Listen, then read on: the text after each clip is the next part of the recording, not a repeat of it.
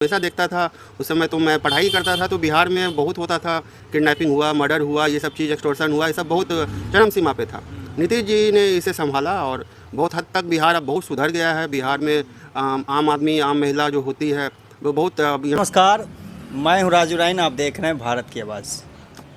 आज हम एक ऐसे शख्स से आपको परिचय कराने जा रहे हैं जो कि बिल्कुल कहें कि एक व्यवहारिक लोग हैं और बहुत ही शांति स्वभाव के व्यक्ति हैं, जिनका नाम है गौतम कुमार उर्फ भैया जी। तो सबसे पहले सवाल करेंगे गौतम जी से। ये पेशे से वकील भी हैं, बिजनेसमैन भी है, जेवर का दुकान भी है इनके पास, बहुत सारा इनका रोज़गार यानी व्यापार चलता है। तो सबसे पहले तो हम शुरुआत करेंगे अधिवक्ता से, कि जो है पटना हाई कोर्ट के अधिवक्ता हैं। तो सर, आपका जो अधिवक्ता जो बने हैं, तो इस पर आप क्या कहेंगे? देखिए, सबसे पहले तो मैं आपका और भारत की आवाज़ न्यूज़ का बहुत धन्यवाद करना चाहूँगा कि आपने समय निकाल के आया मेरे पास। और सबसे पहले सभी दर्शकों को दुर्गा पूजा की ढेर सारी शुभकामनाएं, और दीपावली भी आ रही है, दीपावली की भी ढेर सारी शुभकामनाएं। तो आपने अभी हमसे सवाल पूछा कि अधिवक्ता के रूप में आपने कब तक कार्य किया। तो एक्चुअली मैं 2012 से 2018 तक पटना हाई कोर्ट में क्रिमिनल लॉयर था, और अधिवक्ता का सफ़र मेरा 6 साल तक पूरा मैंने किया। उसके बाद मैं अपने गृह स्थान खगड़िया आ गया। यहाँ पे मैं जेवर का दुकान है और राजनीति भी करता हूँ, बिजनेस भी करता हूँ। तो छोटा सा मेरा सवाल है, अधिवक्ता के माध्यम में जब आप छेड़ ही दिए मिशन अधिवक्ता में, तो कितने लोगों को अभी तक न्याय दिलाए हैं? देखिए सर जी, मैं जो अधिवक्ता के रूप में कार्यरत था पटना हाई कोर्ट में, तो मैं क्रिमिनल लॉयर था।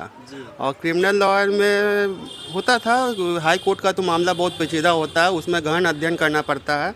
तो मैं पढ़ाई में काफ़ी अच्छा था बचपन से ही, और ग्रेजुएशन में मैंने इकोनॉमिक्स ऑनर्स में टॉप किया था।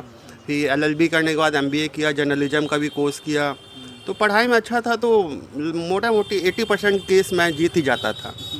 तो फिर उसको काहे छोड़ के फिर जो है ये सोना का धंधा या जेवर का धंधा कर लिए, फिर रियल एस्टेट का बिजनेस कर लिए? इसमें कैसे रुचि आई?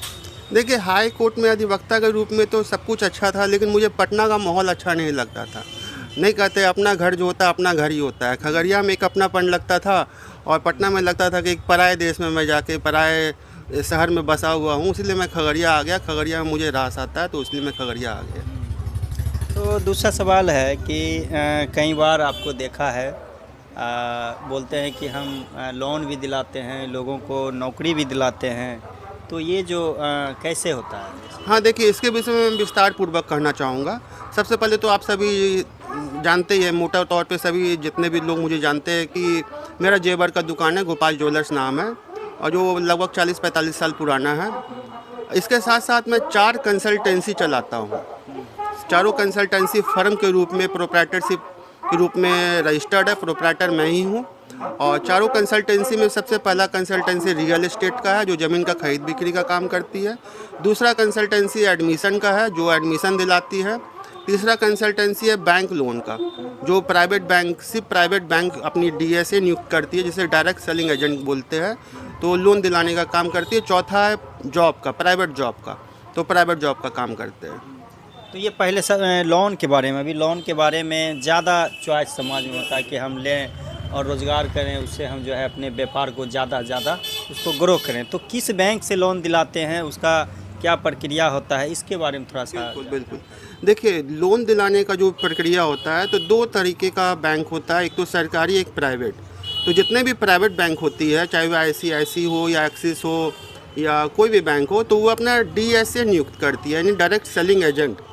तो मैं एज ए DSA काम कर रहा हूँ, और लाइसेंस जो मैं लिया हूँ पटना से लिया हूँ। तो मोटा तौर पे जो लाइसेंस मिलता है, तो जितने भी प्राइवेट बैंक होते हैं, जो भी 40-45 तरीके का है, सबसे मैं लीगली ऑथराइज हूँ लोन पास कराने के लिए। कितना तक लोन दिलाते हैं, उसमें क्या प्रक्रिया होता है, मैं इसके बारे में? देखिए, लोन जो होता है ना, लोन 1 लाख से लेके 1 करोड़ तक का लोन का ऑथराइजेशन मुझे मिला हुआ है। और मैं खगड़िया में, बेगूसराय में, मुंगेर में, 3 जिला का अगर कोई व्यक्ति है, जो भी प्राइवेट बैंक कोई भी हो, तो उसको मैं लोन पास कराता हूँ। तो उसका दुकान काउंटर किस ढंग का होना चाहिए? देखिए उसके विषय में डिटेल बताऊंगा तो बहुत लंबा समय लग जाएगा, और 2-3 सवाल और है, रियल एस्टेट है, जॉब है, एडमिशन है। बात सही है। भैया जी, कहने का मतलब ये है कि जब तक दर्शकों को आपसे कुछ फ़ायदा नहीं मिले लोग हाँ। अच्छा, बिल्कुल आपका कहना सही है। देखिए 4 सेक्टर में मैं कंसल्टेंसी चला रहा हूँ, तो चारों सेक्टर का कंसल्टेंसी के विषय में डिटेल में बताऊंगा तो आधा से 1 घंटा लग जाएगा। शॉर्ट में थोड़ा सा बता दीजिए। शॉर्ट में देखिए लोन जो होता है ना 3 तरीके का होता है, एक पर्सनल लोन, एक बिजनेस लोन, एक होम लोन। तो पर्सनल लोन उसे मिलता है जो कहीं भी प्राइवेट या गवर्नमेंट दफ्तर में काम करते हैं, जिनका सैलरी आता है। बिजनेस लोन उसे कहते हैं जिसका ट्रांजैक्शन बैंक में है, और होम लोन उसे कहते हैं जिनके पास ज़मीन है। इसके विषय में आप मुझे अस्थिर से मिलिएगा, मैं आपको विस्तार पूर्वक बता दूंगा कैसे कैसे क्या है। फिलहाल जो है आप लोन के लिए संपर्क कर सकते हैं एडवोकेट गौतम कुमार जी से, जो कि बोले हैं, और रियल एस्टेट के बारे में भी हम सवाल करेंगे कि रियल एस्टेट का इनका बिजनेस किस तरह का है और इससे लोगों को, आम लोगों को इससे कैसे जोड़ेंगे, इनसे बात करेंगे। तो आपका रियल एस्टेट के बारे में थोड़ा डिटेल में हाँ बताएं। बिल्कुल बिल्कुल। देखिए रियल एस्टेट का जो बिजनेस है ना, तो मैं अपना एक कंसल्टेंसी रजिस्टर्ड कराया हूँ, ठीक। क्या नाम से है? सस्ता घर प्रॉपर्टी करके है, ठीक ना।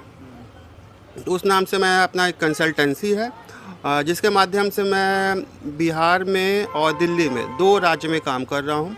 बिहार में भागलपुर, मुजफ्फरपुर, मुंगेर और पटना से सटे हुए जो 2-3 छोटा छोटा है, जैसे दानापुर हो गया।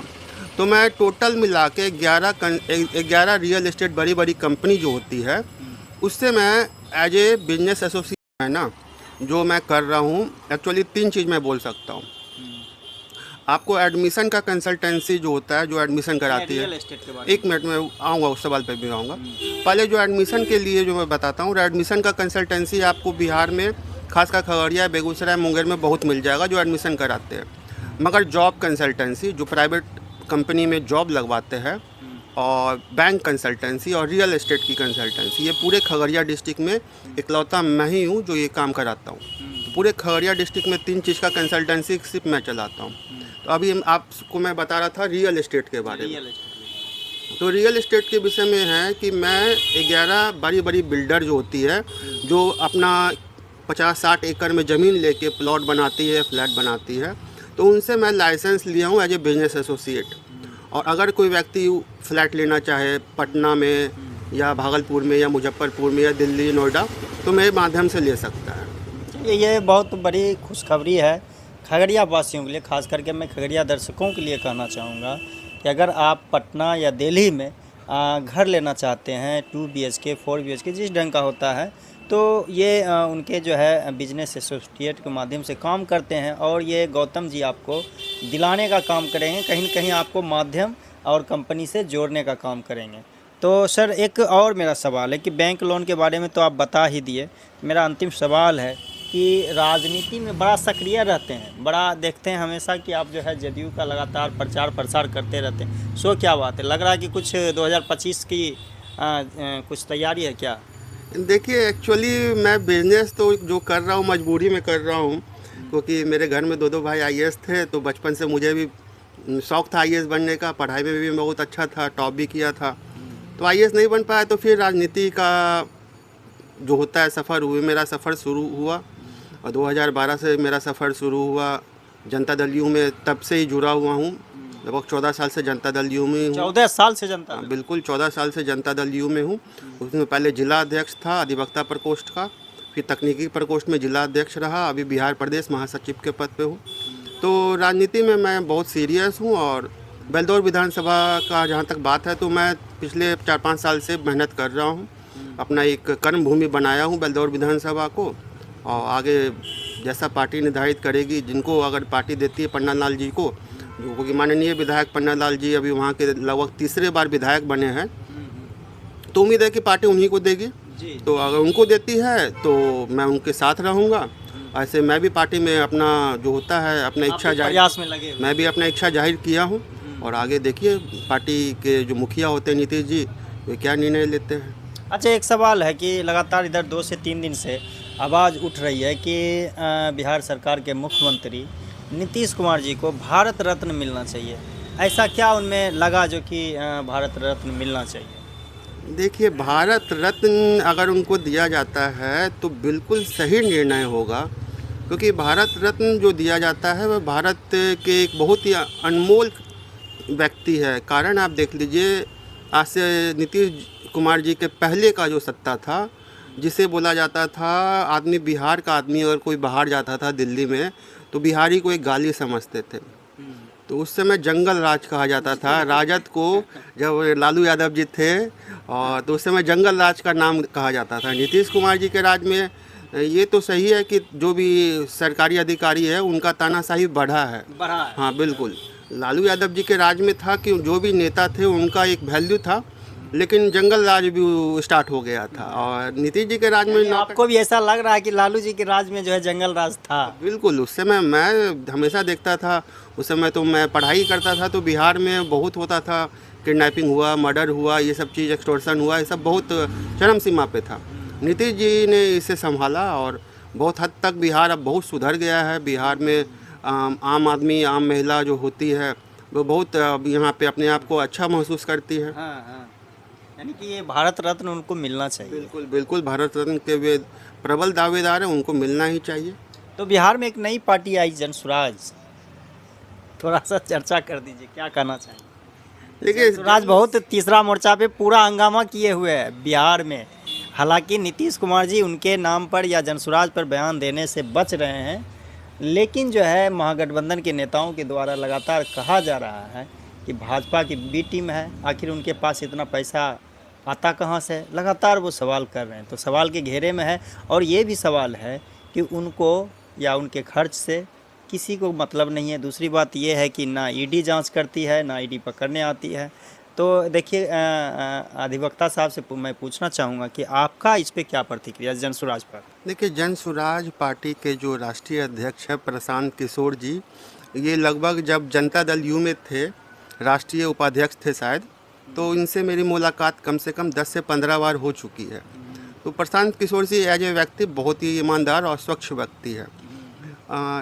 लेकिन इन्होंने जो किया कि राष्ट्रीय उपाध्यक्ष का पद छोड़ दिया जनता दल यू से और खुद अपना दल बना रहे हैं, तो राजनीति में सबको मौका मिलना चाहिए आगे बढ़ने का।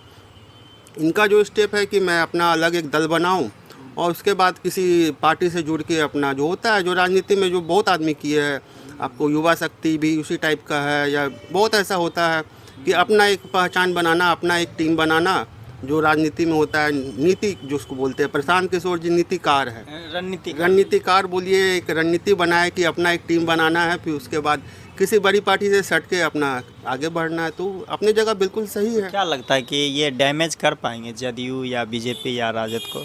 देखिए, डैमेज करने की बात तो आप छोड़ ही दीजिए। अभी ये क्या बोलते हैं, 1 साल 2 साल तो इनका पार्टी का हुआ है, डैमेज तो बहुत दूर की। 2 अक्टूबर को उनको जन्म हाँ, तो अभी तो जन्म हुआ है बच्चा का। अभी लड़ाई में लड़ने के लिए पहले चलना सीख जाए, फिर दौड़ेंगे, उसके बाद लड़ेंगे। अभी तो बहुत लंबा सफ़र है उनका। चलिए, बहुत बहुत धन्यवाद। आपसे बात कर रहे थे गौतम कुमार उर्फ भैया जी। तो लगातार देखिए, इन्होंने कहा, जनसुराज पर भी मैंने सवाल किया तो इन्होंने कहा अभी तो उनका जन्म ही हुआ है, तो अभी बच्चे हैं, अभी उनको चलने दीजिए, उनको थोड़ा बड़ा होने दीजिए, फलने फूलने दीजिए, उनको फलने का मौका दिया जाए। और दूसरी बात ये है कि क्लियर कट में बोले कि जो हमारे नेता हैं नीतीश कुमार जी, उनको भारत रत्न मिलना चाहिए।